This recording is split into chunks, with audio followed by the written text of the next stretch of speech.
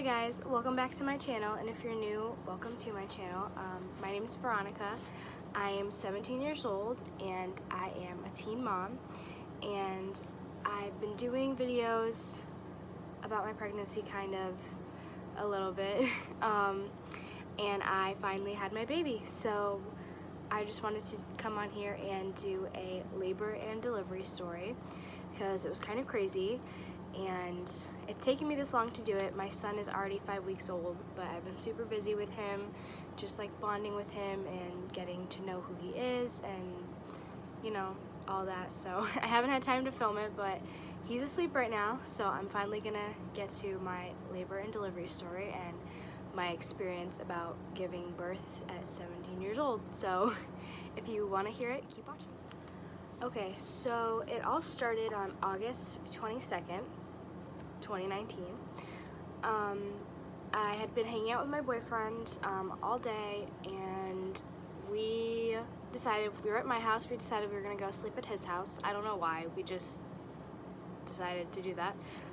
So we went to his house, and I think it was like 7 o'clock. We had like eaten dinner, we were like getting ready to like go to bed or watch a movie or something, and I had noticed like this weird fluid in my underpants. Also, this is kind of a TMI video. If you don't like to hear about like bodily fluids or like birth, then just don't watch it. Yeah, okay, continuing. So there was this weird clear liquid in my underwear, and when you're that pregnant, there's so much pressure on your bladder, especially with me. My baby was so big and my stomach was so big. I really just thought I was peeing myself. I didn't think much of it. So there was like a clear fluid in my underwear, and I was like, oh, I'm probably just peeing myself a little bit, because it wasn't that much.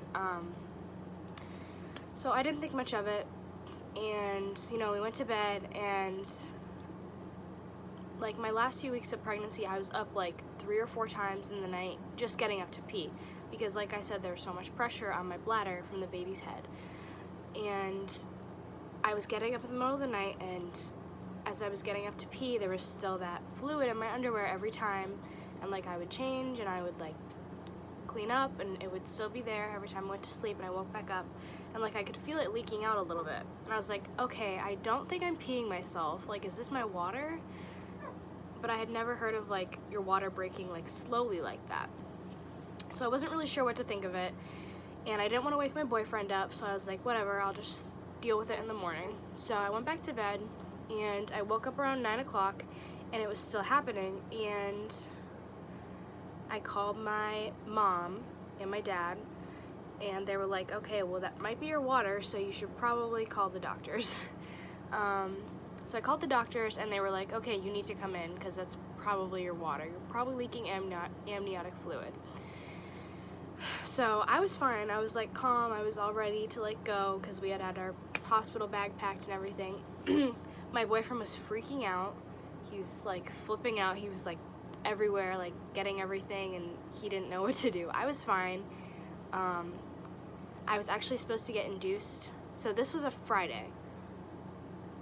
Like the next day, it was a Friday, and I was supposed to get induced that Monday. So like the baby was coming, but we just didn't know it was gonna happen that day. So I went to the doctors, and they confirmed, yes, you're leaking amniotic fluid. So they sent me over to like the labor and delivery like section of the hospital, and they hooked me up to all the monitors and everything, and then they decided to hook me up to pitocin because I was having like some contractions. Oh yeah, I was having contractions the night before also, like pretty intense, but they weren't like very regular. I mean, I guess they were, but they had stopped like in the middle of the night, so nothing came of it. And I wasn't having contractions that morning, so they had to hook me up to pitocin, which is a drug that like starts your contractions. So I was on that, and at first they weren't bad, but then they started progressively getting worse. We checked into the hospital in the morning, and they hooked me up to the pitocin I think around 10 or 11 o'clock, and they started at a 2, and it can go up to a 20. So they started at a 2, and then they noticed my contractions were kind of starting to become consistent a little bit. And they weren't that painful yet, because I had already had contractions the night before, and those were painful. But these ones I were getting was not that bad from the pitocin. So who was there with me was my boyfriend at first, and then his mom came, and my best friend came, and my mom came. So I had those 4 people with me throughout my labor. And yeah, it wasn't that bad at first. And then they decided to bump the pitocin up to a 4, and that's when the contractions started getting kind of intense. Because my body was kind of already doing its thing with the water leaking, and they bumped it up to a 4, and it kind of started getting intense. So I was trying to do some things to like breathe through the pain and like try to get through it, because it was too early to have an epidural. I was only like 4 centimeters dilated at that point, which if you don't know what that is, it's like how big your cervix is for the baby to come out. I was only 4 centimeters, and you have to be 10 to give birth. So I was just really trying to push through the pain, and I was taking showers, hot showers. I was bouncing on my ball. I had like a big yoga ball that I was bouncing on, and just trying to like taking walks around, trying to like breathe through it, because I wanted to wait and not get an epidural until like later, because I know that can slow the labor down sometimes. So after that, the doctor came in, and he decided he was gonna break my water, because my water had been leaking, but it hadn't fully broken, and that needed to happen. So he stuck this needle about this long. It's this like big plastic needle, and he stuck it up me, and he broke my water. It was really painful and really uncomfortable. And there was so much fluid. Like, I know when your water breaks, it's like, but I did not expect it to be so much.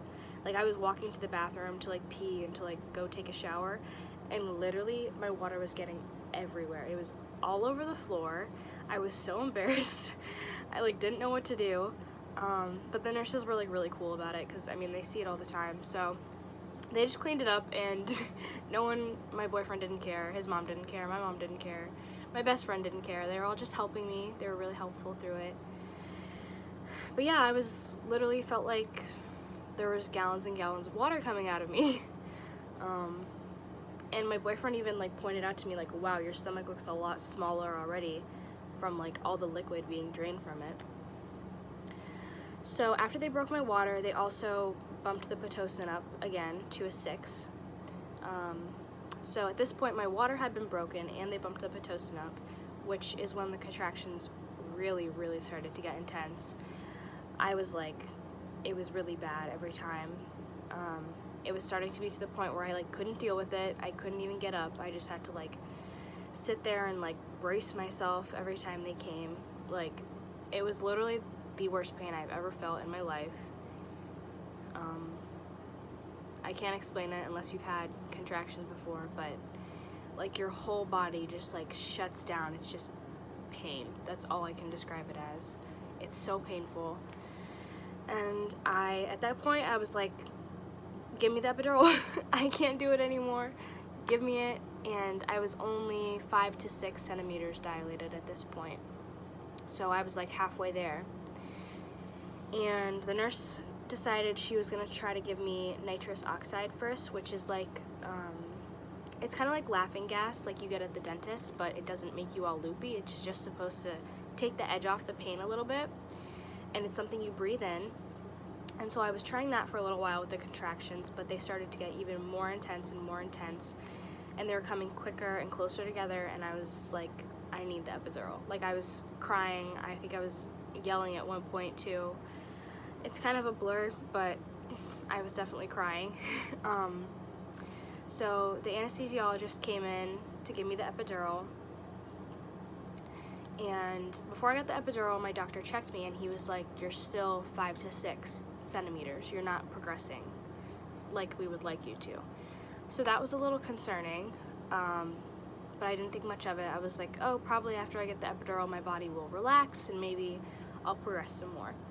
So the anesthesiologist came in, and I could only have one person with me for the epidural, so everyone left except my boyfriend. And I had to lean over, and there was this huge needle that they had to put in my back first to numb me.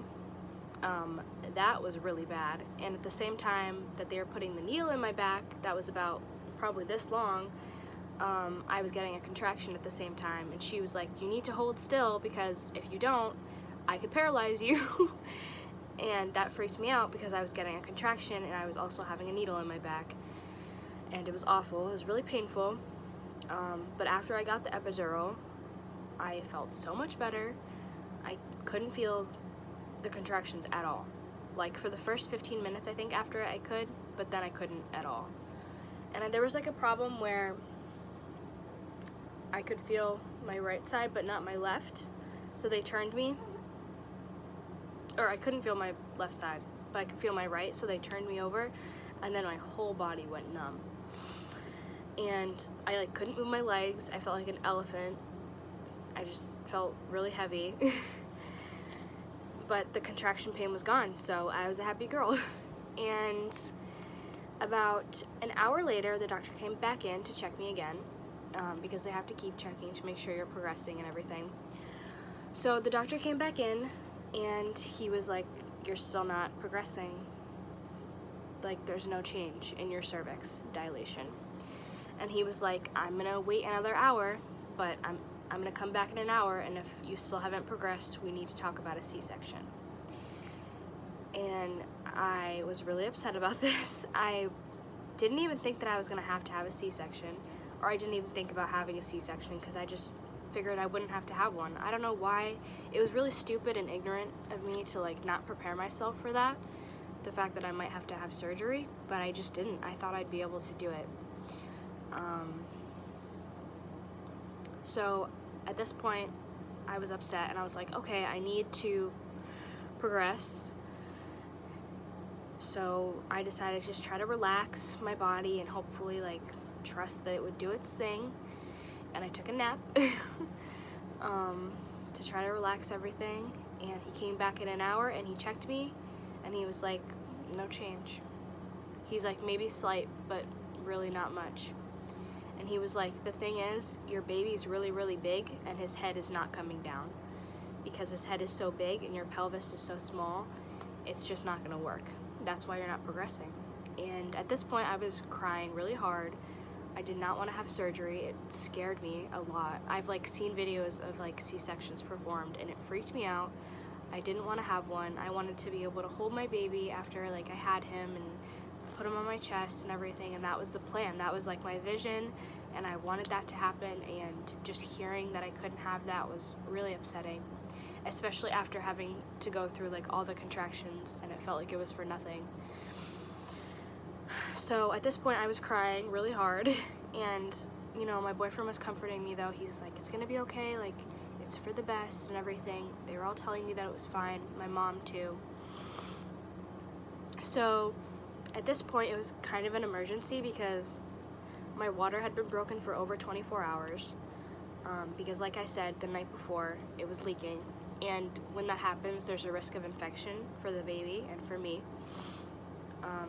So they were like, we really need to get this baby out. So, like, I want to say 45 minutes after he told me I was going to have a C-section, I was in the operating room. I could only have one person in there with me, they told me. So they prepped me, and my boyfriend I wanted my boyfriend with me, obviously.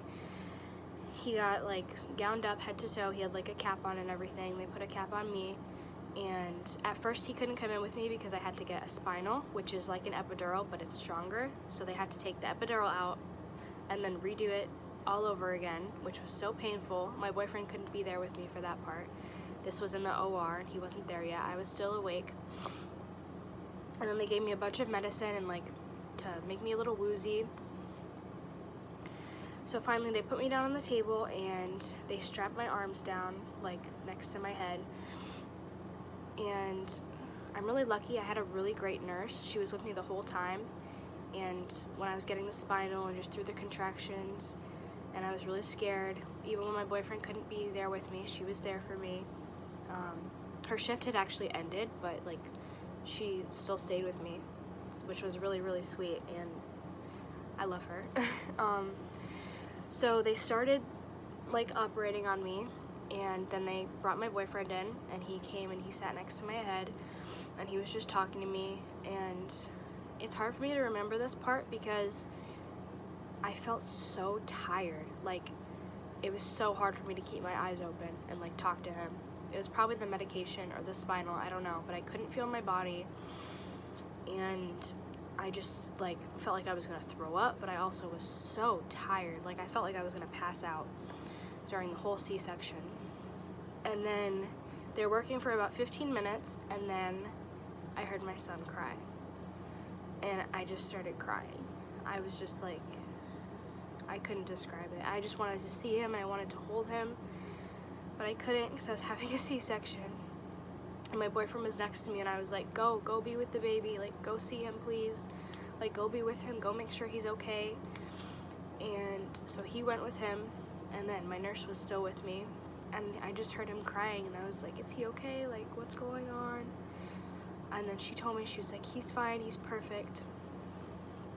And I remember before they started the C-section, my nurse had asked me, like, oh, what do you think he's gonna weigh? And I was like, I think he's gonna weigh 9 pounds 2 ounces.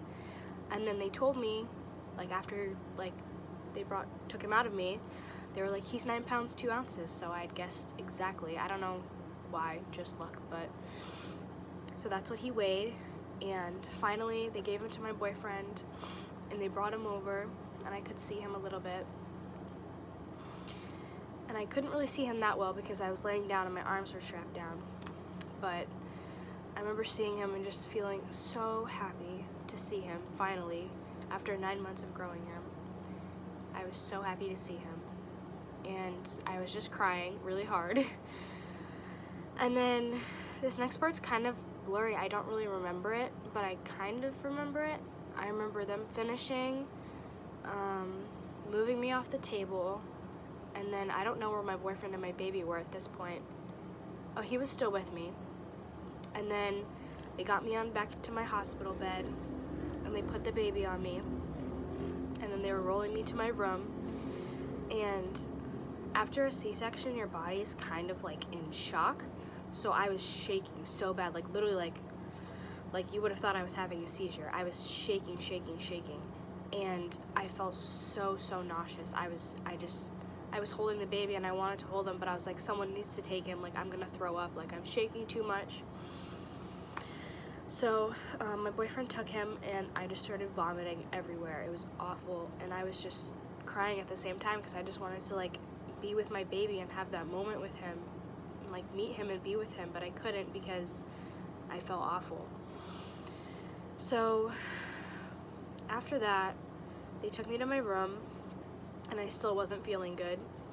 But after that, they gave me some medicine to like stop the nausea, and I slowly started to like feel a little bit better. And after about 45 minutes to an hour, I think I finally stopped shaking, and then I really got to hold him, and I got to breastfeed him for the first time, and just like be with him. And I was still in like a lot of pain, but I had my baby, so I was okay. Once like I finally got settled down with him, I felt better. And yeah, that's basically it. We got to go home that Monday. So I had my C-section Friday night. My baby was born 10:29 p.m. and we got to go home Monday afternoon. So it really wasn't that long of a stay. Sometimes people have to stay like 4 days for C-sections, but I healed pretty well. There was no complications, so we got to go home pretty early. And yeah, my baby is happy and healthy, and I'm 100% healed up now. I still have a scar from my C-section, but that's fine. It's just a reminder of what I went through. It's always going to be there, but that's okay. My baby's sleeping, but I'll show him to you guys. So this is Miles. This is my baby. He's sleepy boy right now, but he has so much hair. He came out with all this hair, and everyone was like, oh my god, look at his hair. Yeah, this is him. His name is Miles Robert after my grandfather, and Miles just we like that name, so we picked it. This is him. He's very healthy, and I'm so thankful for him. And thank you guys for watching and listening to my story. I hope it was interesting or something. I don't know. But yeah. Oh.